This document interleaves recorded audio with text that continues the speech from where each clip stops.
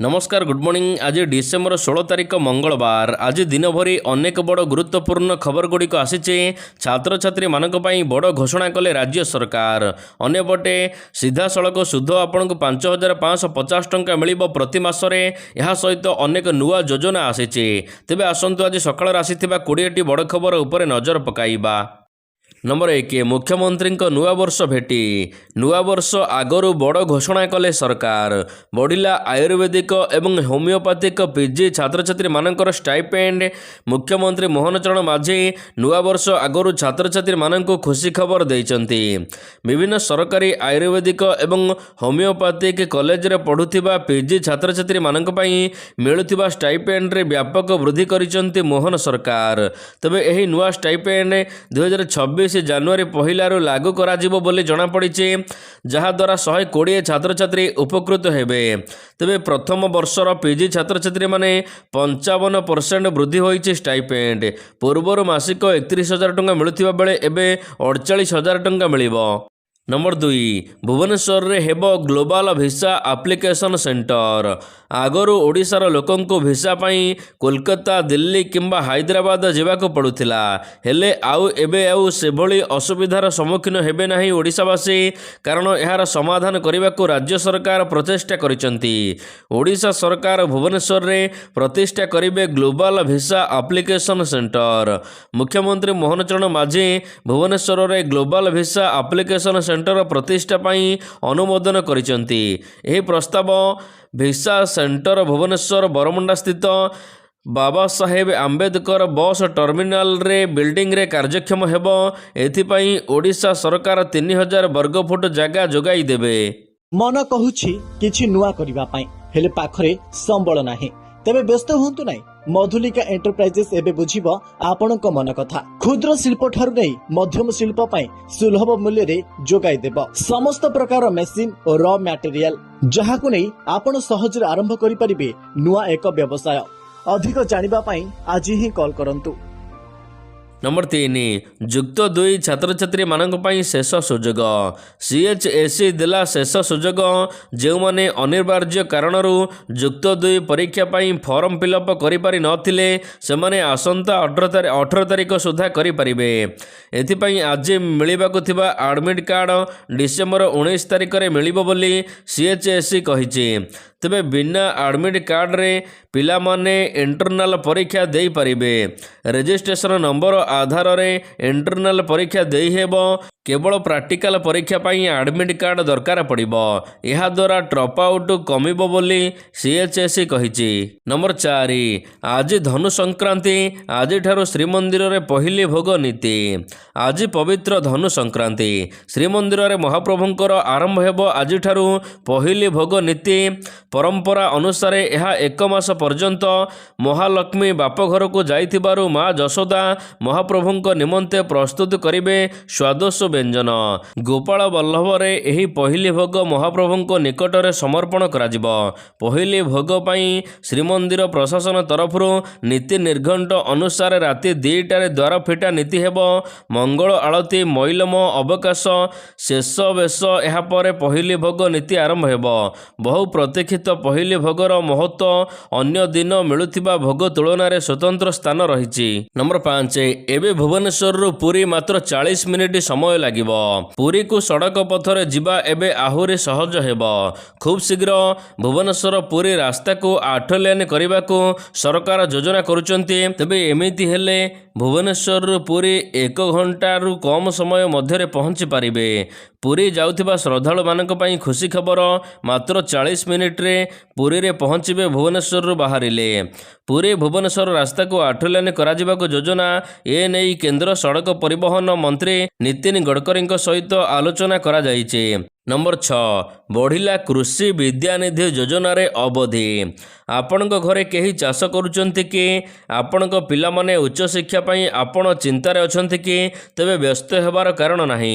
कारण कृषि विद्यानिधि योजना नाम रे राज्य सरकार एक छात्रवृत्ति योजना लागू करिसंती। ओडिशा सरकारंकर कृषि कृषक सशक्तिकरण विभाग द्वारा एही योजना रे समस्त योग्य हिताधिकारी मानकर संतानंकर उच्च शिक्षा स्वप्न को सुगम करिबा पई कृषि କୃଷି ବିଦ୍ୟାନିଧି ଯୋଜନାରେ ଛାତ୍ରବୃତ୍ତି ପ୍ରଦାନ କରାଯାଉଛି, ଯାହା ସେମାନଙ୍କର ଉଚ୍ଚଶିକ୍ଷା ପାଇଁ ପ୍ରଦାନ କରାଯାଉଛି।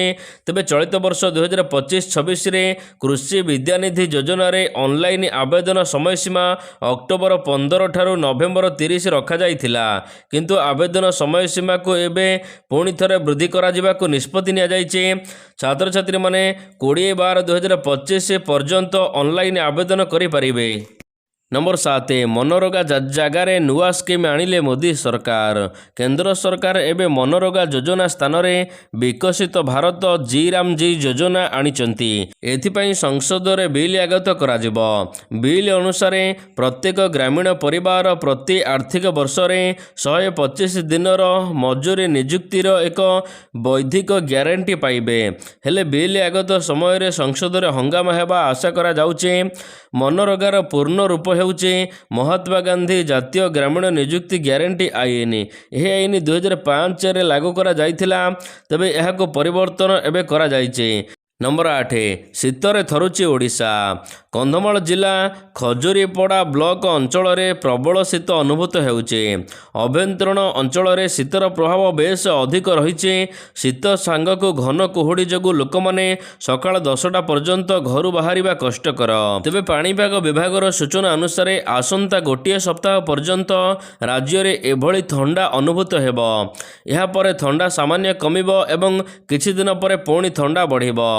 ଏବେ ରାଜ୍ୟର ସମସ୍ତ ଜାଗାରେ ଅର୍ଥାତ୍ ସମସ୍ତ ଜିଲ୍ଲାରେ ପାରଦ ପାଖାପାଖି 16 ଡିଗ୍ରୀ ତଳେ ରହିଛି ଅନେକ ଜିଲ୍ଲାରେ। ନମ୍ବର 9, ଗୁଜବ ପ୍ରଚାର କଲେ କଡ଼ା କାର୍ଯ୍ୟାନୁଷ୍ଠାନ ଗ୍ରହଣ କରାଯିବ। ଗତ 9 ଦିନ ଧରି ମାଲକାନଗିରି ଜିଲ୍ଲାରେ ଇଣ୍ଟରନେଟ୍ ସେବା ବନ୍ଦ ରହିବା ପରେ ସୋମବାର ଦିନ ମଧ୍ୟାହ୍ନ 12ଟାରେ ଇଣ୍ଟରନେଟ୍ ସେବା ସ୍ୱାଭାବିକ କରାଯାଇଛି। ତେବେ ଜିଲ୍ଲାପାଳ ସୋମେଶ କୁମାର ଉପାଧ୍ୟାୟ 18ଟି ଗାଁ ଗସ୍ତ କରି ଗ୍ରାମବାସୀଙ୍କ ସହିତ ଆଲୋଚନା କରିଛନ୍ତି। ଏହି ଅବସରରେ ଜିଲ୍ଲାପାଳ କହିଛନ୍ତି ଯେ ଭବିଷ୍ୟତର ପିଢ଼ି ଆମ ସମସ୍ତଙ୍କର ଭାଇଚାରା ବନ୍ଧନରେ ବାନ୍ଧି ହୋଇ ରହିବାକୁ ପଡ଼ିବ। ପୁଣି ଥରେ ପରସ୍ପର ମଧ୍ୟରେ ସୁସମ୍ପର୍କ ସ୍ଥାପନ କରିବାକୁ ପ୍ରୟାସ କରିବାକୁ ପଡ଼ିବ। ପରସ୍ପର ମଧ୍ୟରେ କଥାବାର୍ତ୍ତା ଦ୍ୱାରା ହିଁ ଏହା ସମ୍ଭବ ହୋଇପାରିବ ବୋଲି ଜିଲ୍ଲାପାଳ କହିଛନ୍ତି। ତେବେ ଇଣ୍ଟରନେଟ୍ ଅନ୍ ହୋଇସାରିଛି। ଯଦି କୌଣସି ବ୍ୟକ୍ତି ଗୁଜବ ପ୍ରଚାର ଇଣ୍ଟରନେଟ୍ ମାଧ୍ୟମରେ କରନ୍ତି, ତାଙ୍କ ଉପରେ କଡ଼ା କାର୍ଯ୍ୟାନୁଷ୍ଠାନ ଗ୍ରହଣ କରାଯିବ। ନମ୍ବର 10, ଛାତ୍ରଛାତ୍ରୀଙ୍କ ଭବିଷ୍ୟତ ସହିତ ଖେଳୁଛି ଗଣଶିକ୍ଷା ବିଭାଗ। ଛାତ୍ରଛାତ୍ରୀ ହେଉଛନ୍ତି ଦେଶର ଭବିଷ୍ୟତ, ହେଲେ ସେମାନଙ୍କ ଭବିଷ୍ୟତ ସହିତ ଖେଳୁଛି ଗଣଶିକ୍ଷା ବିଭାଗ। ଶିକ୍ଷାବର୍ଷର ଅବଧି ସରିଥିଲେ ମଧ୍ୟ ପିଲାମାନଙ୍କୁ ବହି କିମ୍ବା ପୋଷାକ ମିଳିନି। CAG ରିପୋର୍ଟ ଆସିବା ପରେ ବିଭାଗର ଏବେ ବଡ଼ ଦୁର୍ନୀତି ହୋଇଥିବା ଇସାରା କରୁଛି। ପିଲାଙ୍କୁ ନା ମିଳିଛି ମାଗଣା ୟୁନିଫର୍ମ ନା ବହି। CAG ପ୍ରକାଶିତ ରିପୋର୍ଟରେ ଶିକ୍ଷା ବ୍ୟବସ୍ଥାର ଅବିକଳ ଚିତ୍ର ଦେଖିବାକୁ ମିଳିଛି। ଅଗଷ୍ଟ ଶେଷ ସୁଦ୍ଧା ୟୁନିଫର୍ମ ବଣ୍ଟନ ପାଇଁ ନିର୍ଦ୍ଦେଶ ଥିଲା, ହେଲେ ଶିକ୍ଷାବର୍ଷ ସରିବାକୁ ବସିଲାଣି, ଶହ ଶହ ସଂଖ୍ୟାରେ ସ୍କୁଲ ପିଲା ଏପର୍ଯ୍ୟନ୍ତ ପୋଷାକ ପାଇନାହାନ୍ତି। ନମ୍ବର 11, ଅତିରିକ୍ତ ସୁରକ୍ଷା ଜମା ନାଁରେ ଜୁଲମ କରୁଛି ଟାଟା। ବିଦ୍ୟୁତ ଉପଭୋକ୍ତା ହୋଇଯାଆନ୍ତୁ ସଜାଗ। ଅତିରିକ୍ତ ସୁରକ୍ଷା ରାଶି ଜମା ପୈଠ ନ କଲେ ଆପଣଙ୍କର ବିଦ୍ୟୁତ ସଂଯୋଗ ବିଚ୍ଛିନ୍ନ ହେବ। ବିଦ୍ୟୁତ ଉପଭୋକ୍ତାଙ୍କୁ OPTCL ପକ୍ଷରୁ ଆସିଥିବା ଏହି ନୋଟିସ୍ ଏବେ ଚିନ୍ତା ବଢ଼ାଇଛି। ନିୟମିତ ବିଦ୍ୟୁତ ବିଲ୍ ପୈଠ କରୁଥିଲେ ବି ଅତିରିକ୍ତ ସୁରକ୍ଷା ଜମା ରାଶି କାହିଁକି ଦେବା ବୋଲି ପ୍ରଶ୍ନ କରୁଛନ୍ତି ଉପଭୋକ୍ତା। ପୈଠ କରନ୍ତୁ ଅତିରିକ୍ତ ସୁରକ୍ଷା ଜମା। ପୈଠ ନ କଲେ 30 ଦିନ ଭିତରେ ବିଦ୍ୟୁତ ସଂଯୋଗ କାଟି ଦିଆଯିବ, ଟାଟା ପାୱାର କହିଛି। ବିଦ୍ୟୁତ ଉପଭୋକ୍ତାଙ୍କୁ ଏଭଳି ଧମକ ଦେଉଛି OPTCL। ଭୁବନେଶ୍ୱରର ଜଣେ ଉପଭୋକ୍ତାଙ୍କୁ ଆସିଥିବା ନୋଟିସ୍ରେ ଅତିରିକ୍ତ ସୁରକ୍ଷା ବା ଆଡିସନାଲ ସିକ୍ୟୁରିଟି ଡିପୋଜିଟ୍ ବାବଦକୁ 20,000 ଟଙ୍କା ପୈଠ କରିବାକୁ ଉଲ୍ଲେଖ କରାଯାଇଛି। ନମ୍ବର 12, ବୈଜୟନ୍ତଙ୍କୁ ବଡ଼ ଦାୟିତ୍ୱ। ଭାରତୀୟ ଜନତା ପାର୍ଟି ତାମିଲନାଡୁ ଏବଂ ଆସାମ ବିଧାନସଭା ନିର୍ବାଚନ ପାଇଁ ପ୍ରହାରୀ ଏବଂ ସହ ପ୍ରହାରୀଙ୍କ ନାମ ଘୋଷଣା କରିଛି ଭାଜପା। ବାଣିଜ୍ୟ ଏବଂ ଶିଳ୍ପ ମନ୍ତ୍ରୀ ପୀୟୂଷ ଗୋୟଲଙ୍କୁ ତାମିଲନାଡୁର ବିଧାନସଭା ନିର୍ବାଚନ ପାଇଁ ନିର୍ବାଚନ ପ୍ରହାରୀ ଘୋଷଣା କରାଯାଇଛି। ଆସାମ ବିଧାନସଭା ନିର୍ବାଚନର ଦାୟିତ୍ୱ ଦଳର ରାଷ୍ଟ୍ରୀୟ ଉପାଧ୍ୟକ୍ଷ ବୈଜୟନ୍ତ ପଣ୍ଡାଙ୍କୁ ଦିଆଯାଇଛି। ନମ୍ବର 13, ମୁହଁ ଖୋଲିଲେ ବିଧାୟକ ହିମାଂଶୁ ଶେଖର ସାହୁ। ଧର୍ମଶାଳା ନିର୍ବାଚନ ମଣ୍ଡଳୀରେ ଘଟିଥିବା ଗଣ୍ଡଗୋଳକୁ ନେଇ ମୁହଁ ଖୋଲିଛନ୍ତି ଧର୍ମଶାଳା ବିଧାୟକ ହେମାଂଶୁ ଶେଖର ସାହୁ। ସେ କହିଛନ୍ତି ବିଭିନ୍ନ ଦିନରେ ଅନେକ ମିଥ୍ୟା ଅଭିଯୋଗରେ ତାଙ୍କୁ ଓ ତାଙ୍କ ସମର୍ଥକଙ୍କୁ ନିର୍ଯାତନା ଦେଉଛନ୍ତି ପ୍ରଣବ ବଳବନ୍ତ ରାୟ। ମୁଁ ସ୍ୱାଗତ କରୁଛି, ମୋ ସହ ଆସି ମିଶି ଧର୍ମଶାଳାର ଉନ୍ନତି ପାଇଁ କାମ କରନ୍ତୁ, କିନ୍ତୁ ତାହା ନ କରି ସୋସିଆଲ ମିଡ଼ିଆରେ ନିଜର କର୍ମୀମାନଙ୍କୁ ଲଗାଇ ମୋତେ ବଦନାମ କରିବାକୁ ଉଦ୍ୟମ କରିବା କେତେ ଦୂର ଠିକ୍ ବୋଲି ହିମାଂଶୁ ପ୍ରଶ୍ନ କରିଛନ୍ତି। ଯଦି ଧର୍ମଶାଳାର ମାଟି ପାଇଁ ଏତେ ଦରଦ ଅଛି ତେବେ ଆସନ୍ତୁ ମିଶିକି କାମ କରିବା। ସେ ଆହୁରି ମଧ୍ୟ କହିଛନ୍ତି, ଯିଏ ଦୋଷ କରିଛି ସେ ଦଣ୍ଡ ପାଇବା ଆବଶ୍ୟକ। ଏଠି ଯାଜପୁର ଏସ୍ପି ଅଛି, ସେଠାରେ ମଧ୍ୟ ଅଭିଯୋଗ କରିପାରିଥାନ୍ତେ। ନମ୍ବର 14, ବହିଷ୍କାର ପରେ ବୟାନବାଜି। ଚିଠି ଲେଖି ଦଳରୁ ବିଦା ହେଲେ ମୋକିମ। ହାତ ଛାଡ଼ିଦେଲା କଂଗ୍ରେସ, ନା କାରଣ ଦର୍ଶାଅ ନୋଟିସ ଆସିଲା ନା ଦିଲ୍ଲୀକୁ ଡକରା ହେଲା। ପକ୍ଷ ରଖିବାକୁ ସୁଯୋଗ ନ ମିଳିବା ଭିତରେ ସିଧା ଆକ୍ସନ ନେଇଛନ୍ତି ଭକ୍ତ। ଏହାର ଭିତରେ ମୋକିମଙ୍କ ପରବର୍ତ୍ତୀ ରାଜନୈତିକ ଗୋଟିଚାଳନା କ'ଣ ରହିବ, ଏହା ଉପରେ ନଜର ରହିଛି। କଂଗ୍ରେସର ଦିଲ୍ଲୀ ଏବଂ ଓଡ଼ିଶା ନେତୃତ୍ୱ ଉପରେ ପ୍ରଶ୍ନ ଉଠାଇ ଗତ ବୁଧବାର ଦିନ ସୋନିଆଙ୍କୁ ଚିଠି ଲେଖିଥିଲେ ମୋକିମ। ଭାବିଥିଲେ ଦିଲ୍ଲୀରୁ ଡାକରା ଆସିବ, ଆଲୋଚନା ମାଧ୍ୟମରେ ସମାଧାନ କରାଯିବ। ହେଲେ ସୋମବାର ଦିନ ସକାଳେ ଭକ୍ତଙ୍କ ଦସ୍ତଖତରେ ଆସିଥିବା ଚିଠିରେ ମୋକିମଙ୍କୁ ବହିଷ୍କାର ରାସ୍ତା ଦେଖାଇଛି କଂଗ୍ରେସ। ନମ୍ବର 15, ମୋକିମଙ୍କୁ ବହିଷ୍କାର ପରେ ନିରଞ୍ଜନ ପଟ୍ଟନାୟକଙ୍କ ପ୍ରତିକ୍ରିୟା। ପୂର୍ବତନ କଂଗ୍ରେସର ବିଧାୟକ ମହମ୍ମଦ ମୋକିମଙ୍କୁ ବହିଷ୍କାର ପ୍ରସଙ୍ଗରେ ମୁହଁ ଖୋଲିଲେ ପୂର୍ବତନ ପିସିସି ସଭାପତି ନିରଞ୍ଜନ ପଟ୍ଟନାୟକ। ସେ କହିଲେ, କଂଗ୍ରେସ ଦଳ ଏବେ ରାଜ୍ୟରେ ଦୁର୍ବଳ ରହିଛି। ଦୁର୍ବଳ ଦଳକୁ ସବଳ କରିବାକୁ ଆମକୁ ଉଦ୍ୟମ କରିବାକୁ ପଡ଼ିବ। ମହମ୍ମଦ ମୋକିମ ନୁହେଁ, ଯିଏ ଦଳରେ ଗୋଟି ଚାଳନା କରୁଛନ୍ତି ସେ ଦଳ ପାଇଁ କ୍ଷତି ପହଞ୍ଚାଉଛନ୍ତି। ଦଳରେ ମୋକିମ ବାବୁଙ୍କ ଭଳି ନେତାର ଆବଶ୍ୟକତା ରହିଛି, ଏହାକୁ ଅଣଦେଖା କରି ହେବ ନାହିଁ। କିନ୍ତୁ କୌଣସି ବି ନେତା ସୀମାପାର ବିଶୃଙ୍ଖଳା କଲେ ଉଚିତ ଦଣ୍ଡ ଦିଆଯିବା ଉଚିତ। ନମ୍ବର 16, ଦେଶ ସେବା ପ୍ରତି ଇଚ୍ଛୁକ ଥିବା ଛାତ୍ରଛାତ୍ରୀମାନଙ୍କ ପାଇଁ ଖୁସି ଖବର। ଭାରତୀୟ ସେନା, ନୌସେନା ଏବଂ ବାୟୁସେନାରେ ଅଧିକାରୀ ହୋଇ ଦେଶ ସେବା କରିବାର ସ୍ୱପ୍ନ ଦେଖୁଥିବା ଛାତ୍ରଛାତ୍ରୀମାନଙ୍କ ପାଇଁ ଖୁସି ଖବର। Union public service commission national defence academy ଏବଂ ନୌସେନା ଏକାଡେମୀ ପରୀକ୍ଷା 2026 ପାଇଁ ବିଜ୍ଞପ୍ତି ପ୍ରକାଶ ପାଇଛି।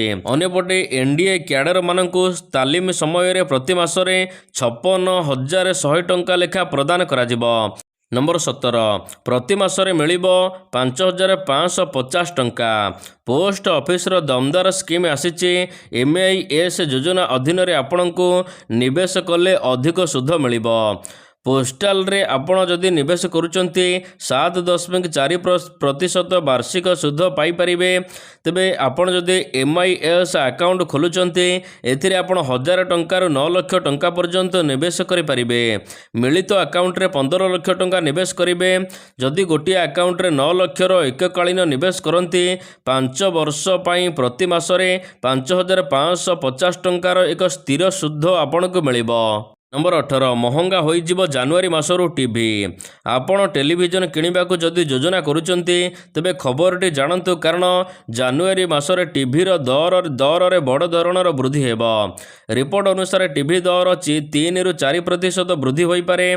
ଏଥିରେ ଦର ବଢ଼ିବା ପଛର କାରଣ ହେଉଛି କି ରିପୋର୍ଟ ଅନୁସାରେ ଏହାର ବଡ଼ କାରଣ ହେଉଛି, ପ୍ରଥମଟି ଟିଭିରେ ଲାଗୁଥିବା ମେମୋରି ଚିପ୍ ଅଭାବ। ସେହିପରି ଭାରତୀୟ ମୁଦ୍ରା ଟଙ୍କାର ମୂଲ୍ୟ ହ୍ରାସ ଭାରତୀୟ ଟିଭି ଇଣ୍ଡଷ୍ଟ୍ରିକୁ ପଛକୁ ପକାଇବ। ନମ୍ବର 19, ସୁନା ଅପେକ୍ଷା ରୂପାର ମୂଲ୍ୟ ପ୍ରଥମ ଥର 2 ଲକ୍ଷ ଟଙ୍କା ଟପିଲା। ସୁନା ଅପେକ୍ଷା ରୂପାର ଦର ଅଧିକ ଦେଖିବାକୁ ମିଳିଛି। ଡିସେମ୍ବର 12ରେ ରୂପା ପ୍ରତି କିଲୋକୁ 2 ଲକ୍ଷ ଟଙ୍କା ସୀମା ଅତିକ୍ରମ କରିଛି।